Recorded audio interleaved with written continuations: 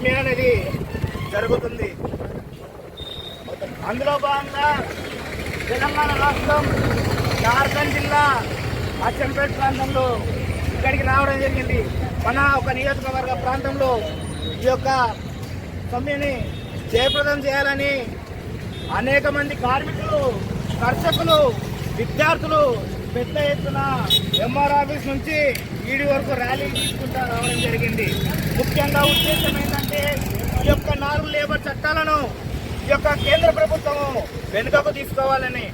ఎందుకంటే ఈ యొక్క 4 లేబర్ కోడ్లు ఈ యొక్క కార్మికులకు వాళ్ళ జీవితాలు భంగం కలిగే విధంగా రూపొందాయని తెలియజేస్తున్నాను. ఎందుకంటే గతంలో బీజేపీ రాకముందుకు ఈ యొక్క కార్మికుల పరిస్థితి, కర్షకుల పరిస్థితి, విద్యార్థుల పరిస్థితి ఎంత మంచిగా ఉందో ఈ యొక్క ప్రభుత్వం వచ్చిన తర్వాత ఈ యొక్క కార్మికుల జీవితాలు అస్తవ్యస్తం అవుతూ తమ జీవితాలకు అర్థం లేకుండా మారిపోతుంది. అందుకొరకే ఈరోజు తెలంగాణ రాష్ట్ర వ్యాప్తంగా, దేశవ్యాప్తంగా అనేక మంది కార్మిక సంఘాలతోటి, విద్యార్థి సంఘాలతోటి, యువత సంఘాలతోటి ఈ యొక్క సమ్మె చేయడం జరుగుతుంది.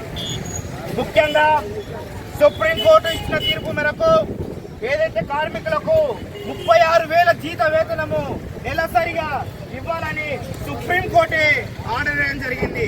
మరి ఇక్కడ ఉన్న బడుగు బలహీన సంబంధించిన వర్గాలకు ఆ ఒక్క రూపాయలు చెందుతున్నాయో లేవో మనం ఒకసారి ఆత్మవిమర్శ చేసుకోవాలి. అదేవిధంగా కార్మికుల కుటుంబాలలో ఎవరైనా అకస్మాత్తుగా చనిపోతే తమ కుటుంబాల్లో ఉన్న విద్యార్థులు కానీ, తమ కుటుంబంలో ఉన్న కుటుంబ సభ్యులకు ఒక ప్రభుత్వం ఉద్యోగం ఇవ్వాలని ముఖ్యంగా డిమాండ్ చేస్తున్నాము. ఎందుకంటే ఈ యొక్క దేశంలో ఏ ఒక్క రూపాయి తీసుకున్నా, ఏ ఒక్క జీతం చేసినా ప్రతి ఒక్కడు కార్మికుడే. పెట్టుబడి ద్వారా మాత్రమే కార్మికుడు కాదు.